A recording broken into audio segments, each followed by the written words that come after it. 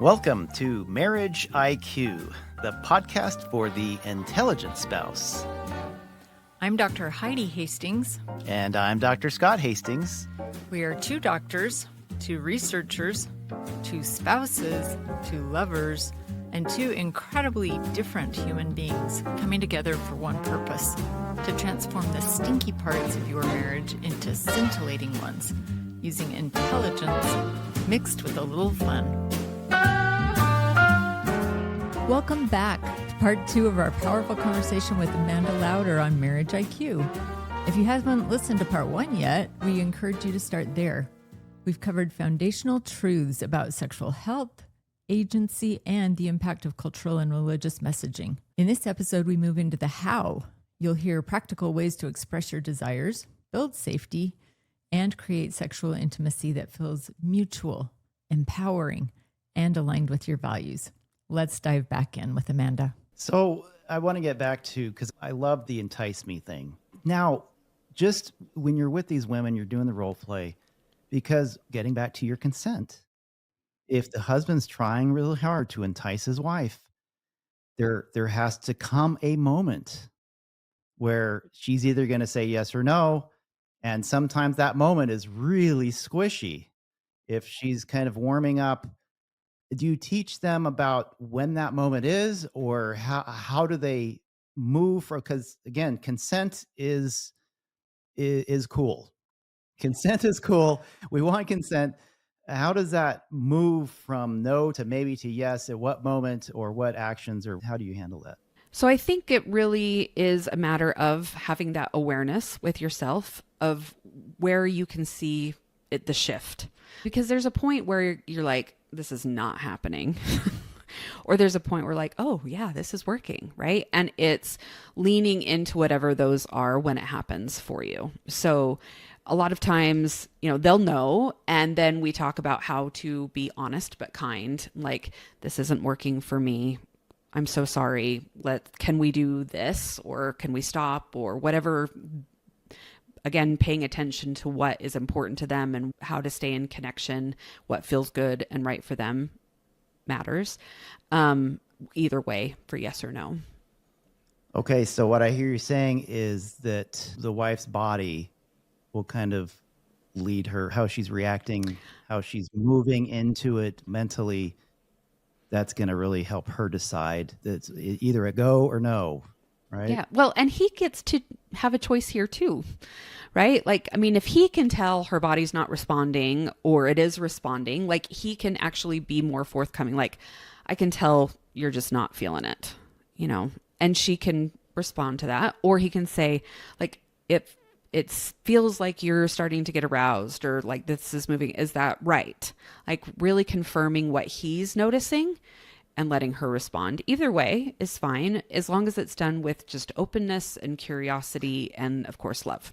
I think curiosity is one of the unsung heroes of a scintillating marriage. We don't talk about curiosity enough. No, we don't. We seriously, being curious. And the whole definition behind curious is I really want to know. Yeah. It's not these preconceived notions of what I think which happens a ton. Yes. I know my wife. No, being curious. Hey, how are you feeling right now? I sense you might be getting turned on. Is this true? Right. And using those words, I'm just curious, allow for for her to not feel attacked or controlled, or, fill in the blank. That's a negative emotion. Curiosity really gives her the ability to state what's going on with herself. Well, and be curious with herself too, right? Like, he might be recognizing signs that she's not quite recognizing in herself yet. And so then she gets to turn that curiosity inward and be curious with herself and figure out what's going on. And to not force it, right? The husband doesn't force the thought on his wife. Right. He's totally curious, innocent point of view, never controlling. That can turn bad. Yeah. Really quickly. Yeah. Some of the women that I speak to have a significant number of sexual inhibitions, and I think part of the way to educate women is to let them know that that's normal. How do you work with women to, first of all, normalize that's natural, that doesn't make them bad or broken or wrong or anything, but then also how to turn that around? Yeah. So I talk a lot about what results they get from that. So From their response or from their whatever they're belief? thinking, Okay. they're believing, what they're feeling, how they're acting, what results does that create in life? Does that create more connection, more intimacy, a better relationship with self or spouse? If it does, keep with it. If it doesn't, you might want to change things. Now, I don't ever force them or tell them they have to. It's all about like, you can choose to change this if you want to. In terms of, again, because I speak to mostly a religious audience, right? I say, by their fruits ye shall know them. Like if the fruit is good, then it's probably a good thing. If it's not good, then it's not a good thing. So that's what we always want to look at, is the results that it's creating in your life and in your relationship. And if it's not creating the results you want, then it's probably time to change things. That's great. Is there language surrounding that you do some role playing with them to teach them language? Well, so I teach a model that they use based in cognitive behavior therapy. So we have our circumstances, and then we have thoughts about those circumstances, and the thoughts create feelings, and the feelings drive our actions, and the actions create our results. And so we're always using those terms, circumstance, thought, feeling, action, result, so they can see where it fits whatever's going on in their model. And then we can play around with their model and create different results for them. And so having that language that's very common that they can use and think through things themselves is always helpful.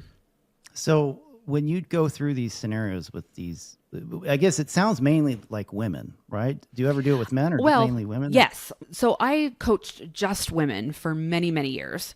And then a few years ago, I decided to start coaching couples. And I love coaching couples. I just think you can make so much progress when you have both people working on it together. And then I also last year started coaching men on their own as well. And so I would prefer couples just because I think that's where the most progress is made, but I coach individuals as well. And I've definitely coached way more women than men. So do they report back to you? Do they say, hey, this went well? Or this is, how well is that received, generally speaking? It's received really well. Sometimes, I mean, most of the time it's creating better results in their life, right? That's what we're looking for. Like, is coaching working for you? Is it creating better results or not? As long as they're actually doing the work, it always creates better results. Always. Sometimes there's some pushback. Sometimes, I mean, marriage is a system, right? It is co-created by two people. And so a lot of times, when we show up differently, when we change how we are behaving, then it's going to change the system and it's going to force the marriage to change. Wait. I need you to repeat what you just said. A little bit slower. When we show up differently in the relationship, it changes the system. It forces the relationship to change. We cannot keep doing. All right. Yep. We can't keep doing the same dance we've been doing when one partner is doing different steps. So, yeah, we teach here that really responsible marital partner changes themselves first. They have Absolutely. to take that responsibility themselves. We're not the victim. We're not the one who is pristine angel while our partner has all of the issues. We're not talking about obvious problems, abuse, things like that. Right. But most relationships don't have this, at least in our culture. So That's true. we're back to let's look at ourselves. So anyway, I'm sorry. I slowed you No, down. it's okay. But that's a huge point to make, that Absolutely. we love other people to support what we're saying. Yes. Yes. So when you change yourself, right, then it changes the system and it forces the marriage to change. Now, sometimes, even if the partner who didn't make the changes wanted the other person to make changes, right, they actually don't like how the system has changed it. Right. And so I think it's maybe Harriet Lerner that talks about the change back where like the other partner tries to force them to change back because that's what's comfortable, right? Even though if they didn't like it, it's still more comfortable than the unknown. And so they try to force the change back. But if you can continually show up differently and with integrity and bringing more truth and honesty to the relationship, it's going to actually change it for the better. And if it doesn't, you're going to like Then- yourself better. Right. Absolutely. I You can mean, move on or you can choose to stay. Sounds But like that's what absolutely. happened to it's you. a win-win. it's exactly what happened to me. So I made changes in myself that were in alignment with my integrity, that I felt good about myself. And there were still problems in the marriage, and he was not willing to address his part. And so I outgrew the marriage. So I think this is interesting because Heidi is also, this is her second marriage. And it's very interesting the perspective that you bring into a new marriage, both good and bad, Yep. because there's triggers, always some baggage that you bring. Yep. And we're working through those. We didn't realize Absolutely. it for a lot of We years. didn't realize it for years. But, this kind of Yeah. is It's kind of a related to recent that. thing. I'm like, holy cow. This is baggage from the first marriage. Once you know it, once you can see it, you can recognize it, you can at least start working on it. You know? Yep. And so what you're trying to do, what we're trying to do with people is to bring them. So now at least they know there's an issue because they can properly identify it, recognize it. I think that was your first one, right? The Awareness. awareness. Yes. Bring it to their Yep. awareness. Yep. Because even if you did nothing else, you're now aware of what something you weren't aware of before. And that gives you something to work on, right? Well, studies show that even just an awareness of the issue is going to start to change the issue. That's exactly right. That's true. Yeah. That's what I found. We found as well. And I've found that it starts with realizing when you're failing, when you're not doing things the way that you're Yep. wanting to. And it's like, oh, I see now what I didn't see before. And Yes. you do that long enough, and then you start being able to grasp onto that change. Yeah. And, so many times you can start to see things, right? Like I can see that when I'm doing this, this isn't working. When this is happening, it's because I did this, right? But I mean, that's one of the best reasons to hire a coach or a therapist or something, is to help you see the things that you're not seeing in yourself that are causing you problems. Good point. Very good point. So, what other like high level things do you teach your couples as far as being able to enhance intimacy, enhance, I guess, their sexual intimacy? I mean, so much is communication. Yeah. Just learning how to do conflict well. That conflict isn't a problem. That's a big one. So many people want to avoid conflict altogether because they think conflict is bad, but conflict is actually what creates intimacy. But wait a minute, though, man. I thought that if you just swept things under the rug, no harm, no foul, everything's good, right? Then you just have a lumpy rug that you're tripping over all the time. I mean, it seems to Face work plant. for a lot of people. If I just sweep it under the rug, I don't talk to my husband because I'm too nervous. Well, that comes a lot with emotional cutoff, right? I'm putting up a wall, or what is what's the other word? Stonewalling. Stonewalling. Yeah. Yes. But a lot of us do this. I probably even, I know I do it too, even though I'm trying to shine a light on it more. But I think all of us do it to some degree because it's just psychologically safer. Yes. But It's easier. you're telling people to undress psychologically in front of each other before they undress physically. Yep. And that's really hard to do that It is in a really hard. communicative style. Are there any big tools that you use that are helpful for people? Always Gottman's Four Horsemen. Right. I mean, those are the big obstacles usually to healthy communication and healthy conflict. And so identifying what horsemen they employ typically. I mean, usually most people employ all of them at some point, but what they typically do and how to combat that They and favor a do couple. things differently. So for those people who don't know the Four Horsemen, can you review them? Yes, it is defensiveness, stonewalling, contempt, and criticism. So making sure we understand what those are and how to combat them. Knowing what the bad parts are of communication, I think, yeah, Yeah. that's helpful to know what to stay away from.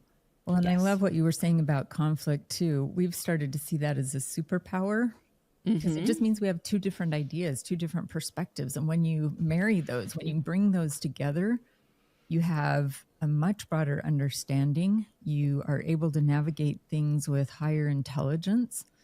And this is your opinion. This is my opinion. Do we meld those into one, or are we more comfortable with just having two different opinions? Yeah, I think there's a few things there that you said. So in crucial conversations, they talk about having a shared pool of meaning. So the more information you can put into that shared pool of meaning, the better, right? A lot of times we were told that we need to be on the same page about everything in marriage. I don't believe that. Either. I think that gets us into a lot of problems that don't need to be But there. it's probably good to be on the same page for a majority of things, but not everything, right? Gottman says 69% of conflict is unresolvable. That's true. Well, here's the thing. I've read that. I've seen that. Oh, I don't know if that's necessarily true all the time, but it's a good chunk of them. Yeah. Schnarch talks about being the strong, flexible self, being Yes. independent, but also interdependent. And so that does require some shared goals, values, things like that. Absolutely. And in addition to your own individual values and goals. So I think that is part of marriage is showing up and being part of that marriage and not just being one independent person. Yeah. Well, I think one of the things that you're speaking to is collaboration.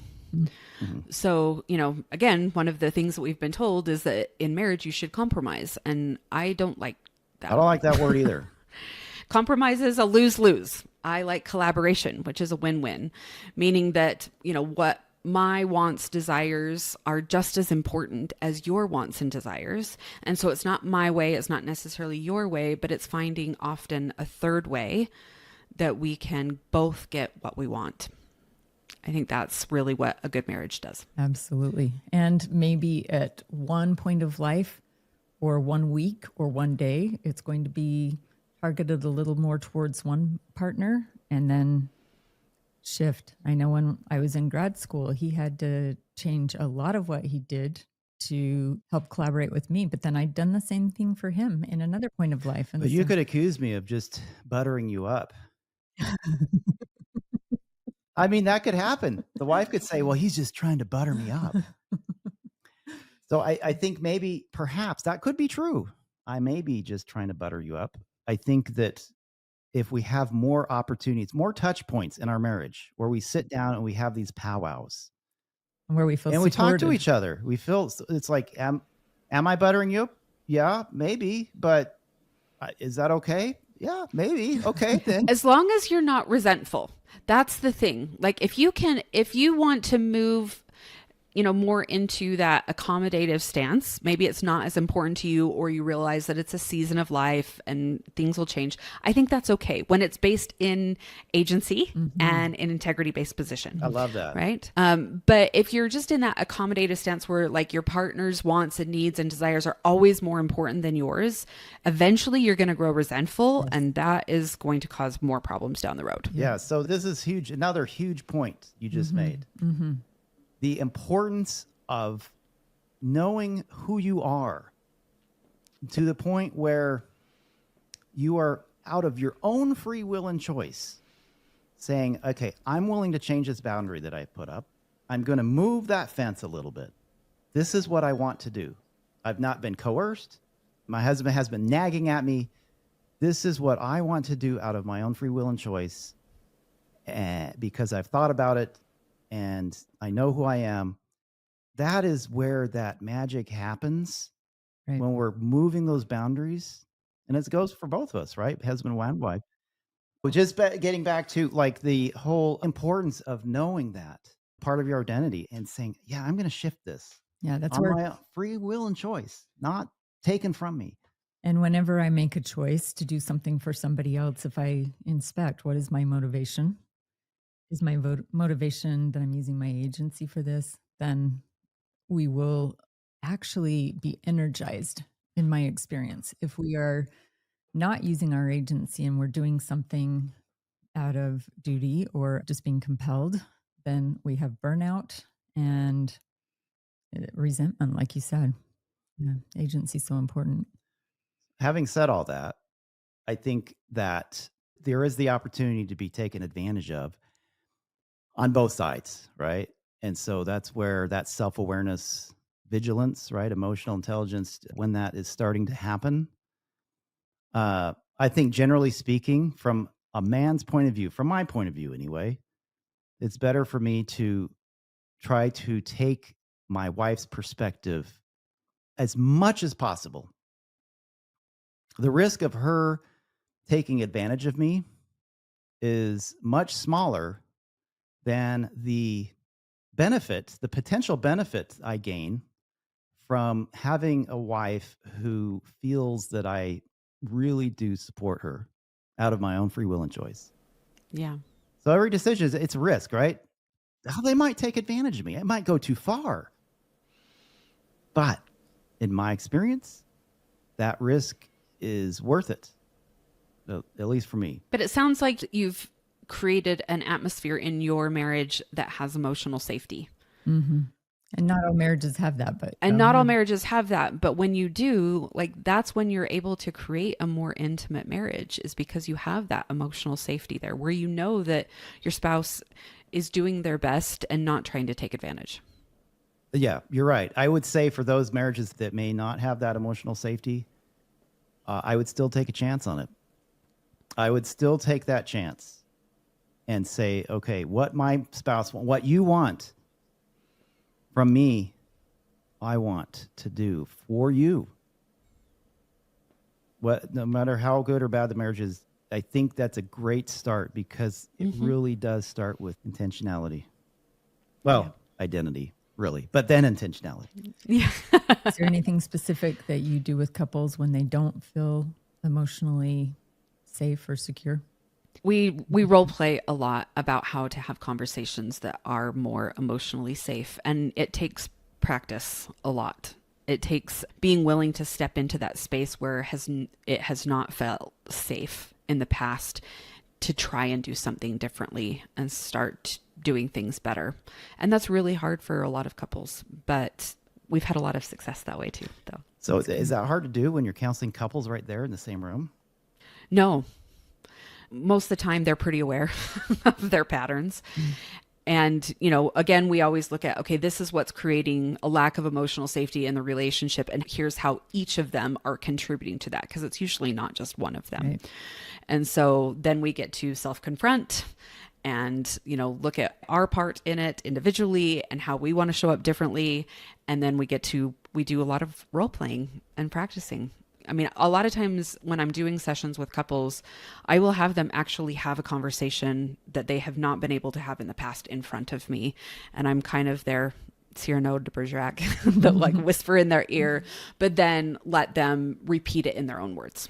So really, it sounds to me like, Amanda, you are a language teacher. In many ways I am, yes. You're not a relationship coach. You are a language teacher. You're a Spanish teacher. Often they are definitely speaking different languages. Yeah, they're learning a new language. That's fantastic. Helping them learn a new one. Yeah. This has been wonderful. It has. And really impressed that you were able to turn something that was once a weakness into a real strength. And we promote that so much. We want everyone who's struggling with something to know this might just be the path to a new part of you. Yeah. That's great. And if our listeners want to find you, learn more about what you do, check into your coaching, where would they find you? So my website is just my name, amandalauder.com. And on there you can find all of my coaching programs. I do retreats for women and couples. I have my podcast on there. And then my Instagram is Christian Sex Coach.